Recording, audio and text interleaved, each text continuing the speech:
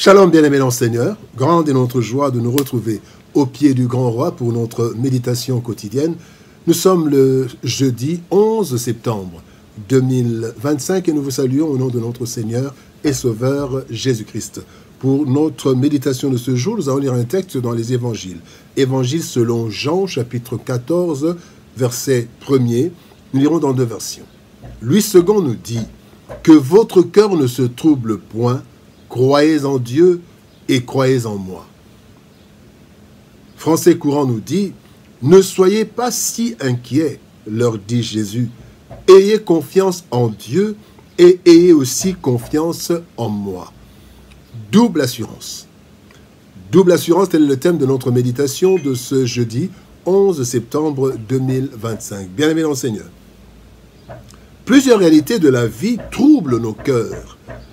Parfois, ces troubles ne sont pas visibles, mais internes et réels, au point de nous causer des maladies psychosomatiques ou même des vraies maladies pathologiques qui peuvent s'aggraver et mettre nos vies en danger.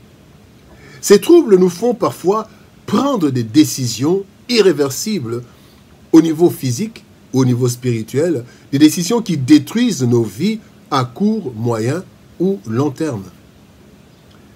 Christ, connaissant les réalités de la vie terrestre, puisque les ayant vécues lui-même, eh bien, il nous exhorte à ne pas nous troubler. Il est vrai que les disciples étaient troublés. Dans ce contexte, ils étaient troublés par l'annonce de son imminent départ. Mais en réalité, les disciples se sentaient déjà en insécurité sans Christ, leur maître, capable de tout. Qu'est-ce qu'ils allaient faire? Il nous arrive aussi d'être troublés devant des problèmes sans solution qui nous mettent en insécurité. Mais Christ nous offre une double assurance dans le texte de ce jour. Voyons ce que ce verset nous transmet. Premier point, assurance en Dieu. Croyez en Dieu. Daniel chapitre 2 verset 21 nous dit « C'est lui qui change les temps et les circonstances, qui renverse et qui établit les rois, qui donne la sagesse aux sages et la science à ceux qui ont de l'intelligence. » Bien-aimés, notre cœur se trouble devant les obstacles qui paraissent insurmontables, et cela est tout à fait normal puisque notre corps et notre âme ne voient que ce qui est visible et palpable, comme ce fut le cas pour le serviteur du prophète Élisée, quand nous lisons 2 Rois chapitre 6, versets 15 à 17. Bien-aimés, il y a trois choses que nous tirons dans ce texte. D'abord, le serviteur a vu les ennemis. Il y en avait plein et il était troublé.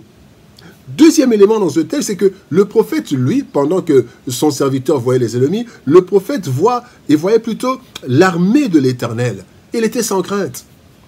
Alors, qu'est-ce qui se passe? Le prophète demande à Dieu d'ouvrir les yeux du serviteur, et alors ce dernier est rassuré quand il a vu l'armée de l'Éternel, malgré la présence des ennemis. En fait, voilà notre problème. Et la solution, c'est de faire confiance à Dieu, Dieu qui contrôle toutes choses. Et ainsi, bien aimé, Dieu ne permet pas que nous soyons exposés à un problème qui nous dépasse. Il nous dit dans 1 Corinthiens chapitre 10, verset 13, partie B, « Dieu ne permettra pas que vous soyez tentés au-delà de vos forces. » Deuxième chose, bien aimé, Dieu a déjà préparé la fin du problème. Même quand le problème commence, Dieu a déjà préparé la fin. Toujours 1 Corinthiens chapitre 10, verset 13, mais la partie C nous dit « Avec la tentation, Dieu préparera aussi le moyen d'en sortir, afin que vous puissiez la supporter. » Bien-aimés dans le Seigneur. Troisième chose, c'est que Dieu fait concourir toutes choses à notre bien, tout. Romains chapitre 8, verset 28 nous dit « Dieu fait concourir toutes choses au bien de ceux qu'il aime. » Bien-aimés dans le Seigneur. Faisons donc confiance à Dieu, notre Père, qui est aux cieux et à qui rien n'échappe. En lui, nous avons de l'assurance. Deuxième élément de l'assurance, double assurance, deuxième assurance, assurance en Christ. Croyez en moi. Jésus dit, croyez en Dieu et croyez en moi. Romains chapitre 8, verset 34, la Bible dit, qui les condamnera? Christ est mort, bien plus, il est ressuscité. Il est à la droite de Dieu et il intercède pour nous. Bien-aimés dans le Seigneur. L'autre avantage ou l'autre assurance que le Seigneur nous révèle, c'est celle que nous trouvons en Jésus-Christ lui-même. Dieu et Fils de Dieu, qui a eu l'avantage pour nous de vivre notre vie. Et nous le voyons à travers, entre autres, deux textes parmi plusieurs.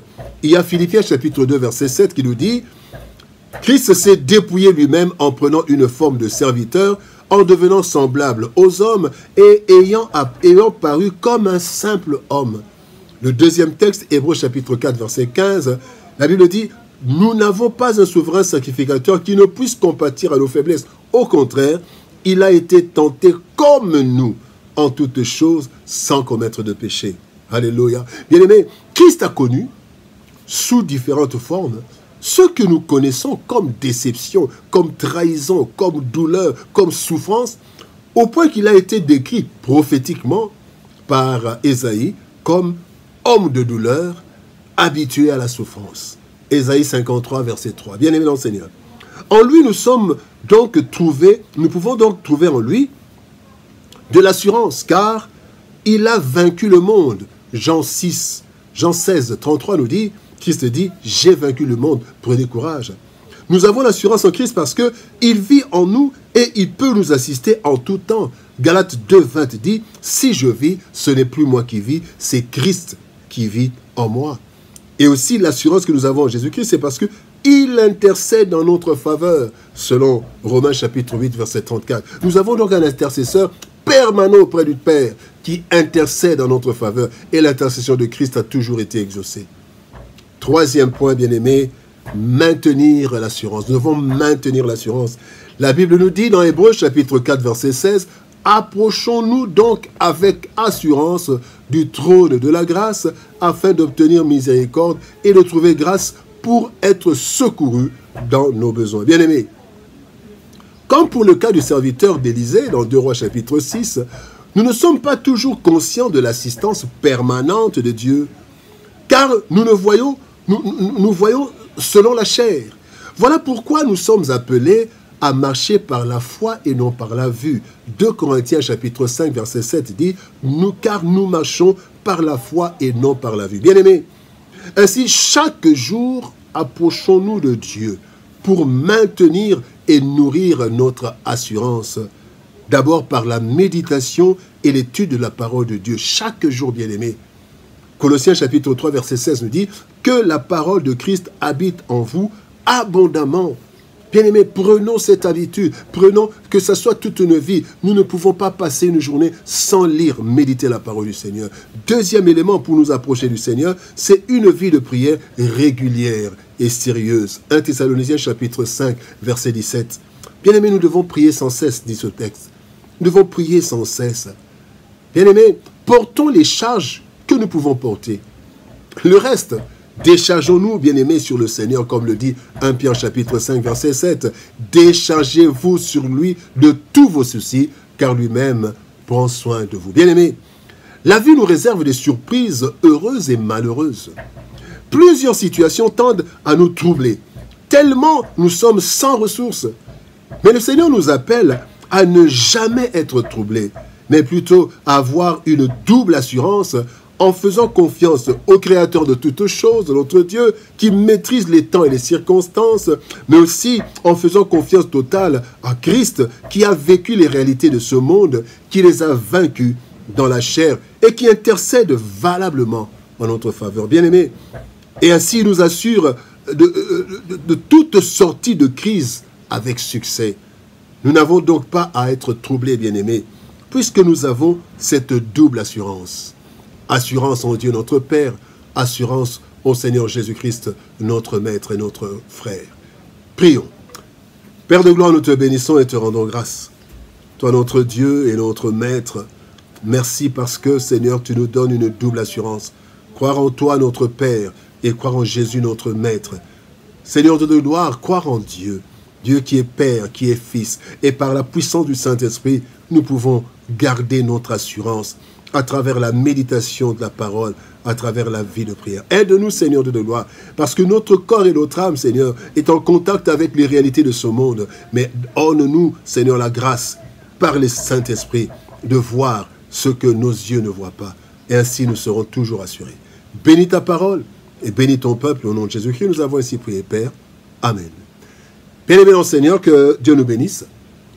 Shalom, au revoir, et par la grâce de Dieu, nous nous retrouvons demain pour une autre méditation au pied du grand roi. Shalom, au revoir, et par la grâce de Dieu, à demain.